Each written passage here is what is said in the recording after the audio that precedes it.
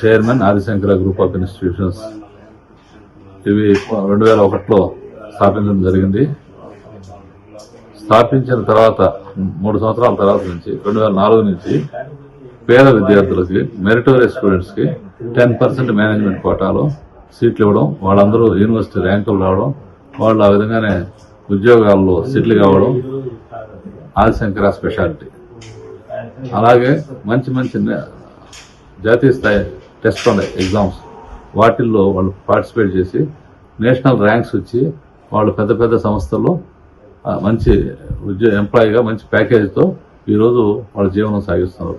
ఇవన్నీ because of Adi Shankara. 25 సంవత్సరాల కృషితోనే ఆదిశంకర ఒక బ్రాండ్, అకాడమిక్ బ్రాండ్ కింద ఉంది. అటువంటి సంస్థలను నడిపిన నేను జగన్మోహన్ రెడ్డి గారి యొక్క పూర్ సంక్షేమ రాజ్యం, సంక్షేమ పథకాలు బలహీన వర్గాలు, వెనుకబడిన వర్గాలకు చెందాలనే ఉద్దేశంతో ఆయన ఒక మిషన్తో వచ్చారు. కాబట్టి అవి నాకు నచ్చి వాటికి ప్రభావితం అయ్యే నేను ఈరోజు పార్టీలో చేరడం జరిగింది. అంతకుముందు అదే సామాజిక న్యాయం అనే కాన్సెప్ట్ ప్రజారాజ్యం తీసుకొస్తే దానికి అట్రాక్ట్ అయ్యి ప్రజారాజ్యం చేరాను. కానీ ఆచరణలోకి వచ్చేటప్పటికే అవన్నీ అడియాసలు, దాంట్లో ఏం లేదు. నేతి బీరకాయలో ఎంతైతే నెయ్యి ఉంటుందో అటువంటి ప్రజారాజ్యంలో అటువంటి సంక్షేమం ఉండింది, అటువంటి సామాజిక న్యాయం ఉండింది. అందుకని మేము డిఫర్ అయ్యి రాజకీయాలు వద్దని కామ్గా ఉన్నా. కానీ ఈ 5 సంవత్సరాలు జగన్మోహన్ రెడ్డి గారి పరిపాలన చూసిన తర్వాత వారు ప్రవేశపెట్టిన స్కీములు ఈరోజు ముసలి ముతక బలహీన వెనుకబడిన వర్గాలకి ఒక అండాగా ఆసరాగా నిలబడిన ప్రభుత్వం జగన్మోహన్ రెడ్డి ప్రభుత్వం. అందుకని దాన్ని నచ్చే నేను ఈ పార్టీలో చేరడం జరిగింది. అందుకూరులో నా తరఫున నేను కానీ, మా కుటుంబ సభ్యులు, మా అల్లుడు కానీ లేకపోతే మా కూతుర్లు కానీ ఎవరైనా కంటెస్ట్ చేస్తాం. కంటెస్ట్ చేసి బరిలో ఉండేది మాత్రం ఖాయం. ప్రధానంగా మీరు కందుకూరు నియోజకవర్గం నుంచే ఎందుకు చేయాలని నిర్ణయం చేసుకున్నారు? కందుకూరు కూడా నెల్లూరు జిల్లాలో భాగం, ఇప్పుడు కొత్త జిల్లా, సేమ్ పార్లమెంటరీ కాన్స్టిట్యున్సీ కూడా. అందులో ఈ సర్వే చేయడంలో అవగాహన ఏంటంటే ఎక్కువ వెనకబడిన వర్గం కాన్స్టిట్యున్సీ కింద అది ఉంది. కాబట్టి దాన్ని నేను తీసుకుని వాళ్ళకున్న సమస్యల్ని ఆ ప్రజల యొక్క మనోభావాలకు తగ్గట్టు వాళ్ళ ప్రతినిధిగా ఉండాలని నేను నిర్ణయించుకున్నాను. అది నా రైట్. కాబట్టి దాని ప్రకారం నేను ముందు పోతుంది. మీ కుటుంబ నేపథ్యం ఏమిటి? ఆ కుటుంబం వ్యవసాయ కుటుంబం, పొలిటికల్ కుటుంబం కాదు. ఓన్లీ మా విజయంకులు మాత్రం తమిళనాడులో మంత్రి. ఆయన యొక్క ఇన్స్పిరేషను, ఆయన యొక్క ప్రోత్సాహంతోనే దీంట్లో తేవడం జరుగుతుంది. ప్రధానంగా మీకు ఈ యొక్క సీట్ ప్రపోజల్ చేసిన జగన్మోహన్ రెడ్డికి మీ వియంకులే చెప్తున్నారు. అంటే మీ విద్యా సంస్థల ద్వారా మీరు ఏమేమి ఉచితంగా సహాయ సహకారాలు ఇస్తారు? స్కాలర్షిప్స్, చదువుకునే వాళ్ళకి ఫీజు ఫ్రీ, మెడిటేషన్ ప్రోగ్రామ్స్, అలాంటి ఏదైనా ట్రైనింగ్స్, వాళ్ళని ఉద్యోగాల్లో సెటిల్ చేసే ప్లేస్మెంట్స్ ట్రైనింగ్స్ ఎక్కువ చేస్తాము. ఆ ద్వారానే మా సక్సెస్ రేట్. ప్రధానంగా మీరు గతంలో జెడ్పీటీసీగా పనిచేశారు, అలానే ప్రజారాజ్యం పార్టీలో కూడా పోటీ చేశారు. మధ్యలో గ్యాప్ ఎందుకు? పోటీ చేయమన్నారు వాళ్ళు. నేను ఇస్తానంది, వాళ్ళు ఇస్తానంది. మొదట నెల్లూరు రోడ్లు అన్నారు. ఇంకా ఎలక్షన్ వారం రోజుల ముందుగా, 10 రోజుల ముందుగా వెంకటగిరిలో కంటెస్ట్ చేయమన్నారు. వెంకటగిరిలో కంటెస్ట్ అంటే మొదటి నుంచి చెప్పాలి కదా, చెప్పలేదు. దాంతో నేను డిఫర్ అయినా కూడా నేను డిఫర్ అయినా పార్టీ నుంచి ఏమి బహిష్కరించాలా, లేదా నేను బహిష్కరింపబడాలా, లేదా నేను బయటకు పోవాలా? చిరంజీవి గారు గెలిచేదాకా, లాస్ట్ మినిట్ దాకా గెలిచి డిక్లేర్ అయినాక నేను కామ్ అయినా. తర్వాత గ్యాప్ కొంచెం ఇచ్చారు. దేని వల్ల గ్యాప్? రాజకీయాలు వద్దనుకున్నా, మంచి రాజకీయాలు లేవు అని, జనంకి ఉపయోగపడే రాజకీయాలు లేవు అని అనుకున్నా.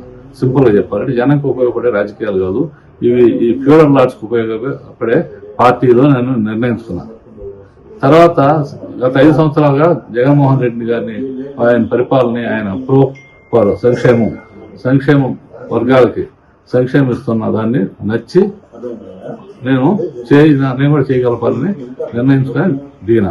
అయితే కొందరు ప్రతిపక్ష నాయకులు ఏమంటున్నారంటే జగన్మోహన్ రెడ్డి ఏమి డెవలప్మెంట్ చేయలేదు, సంక్షేమం కూడా సరిగా లేదు అని చెప్తాను. దాని మీద జగన్మోహన్ రెడ్డి గారు సంక్షేమం ఎక్కువ భాగం 60%, 40% డెవలప్మెంట్.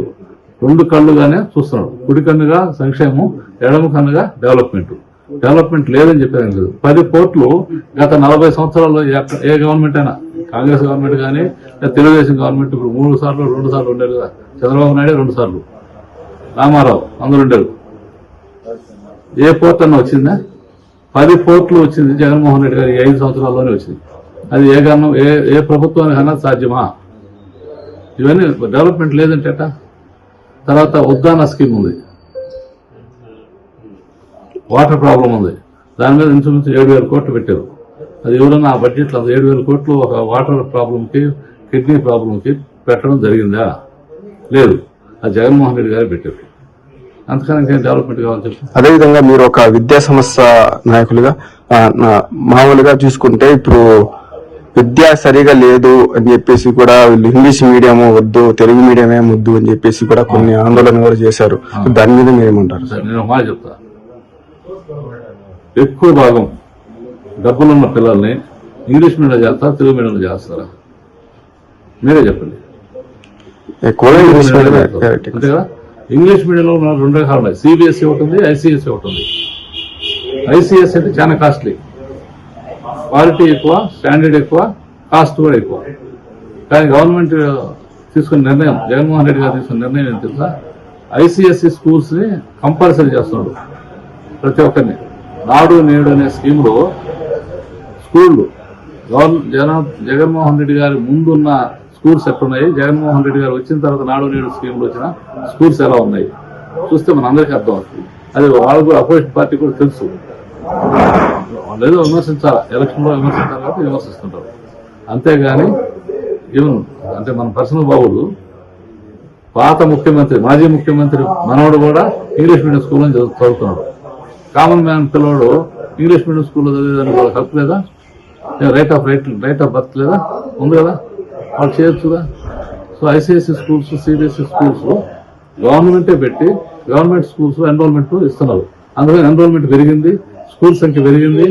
స్కూల్ ఎన్రోల్మెంట్ పెరిగినందువల్ల అందరూ అట్రాక్టెడ్ టువర్డ్స్ ప్రైమరీ ఎడ్యుకేషన్. ఆంధ్రాలో మిగిలిన స్టేట్స్ కంపేర్ చేస్తే ఆంధ్రప్రదేశ్లో ఈ రోజు అందరూ ఇంగ్లీష్ మీడియం వైపు పయనిస్తున్నారు. ఇంగ్లీష్ మీడియం ₹1 కట్టకుండా ఫ్రీగా పిల్లలు చదివించుకుంటున్నారు. ఎడ్యుకేషను, మెడికల్ ఈ రెండే మనిషికి ఖర్చు అయ్యేది. వాడు సంపాదించుకున్న 20,000 కానీ 30,000 కానీ 50,000 కానీ జీతంలో ఎక్కువ భాగం ఖర్చు పెట్టేది విద్యకి, వైద్యానికి. ఈ రెండు ఫ్రీ చేసిన తర్వాత ఇది సంక్షేమ ప్రభుత్వం కాదని ఎట్లా చెప్తావో చెప్పు. కందుకూరు నియోజకవర్గం నుంచి మీరు ఎలాంటి ఎజెండా తీసుకొని ప్రజలకు వెళ్ళబోతున్నారు ఎలక్షన్?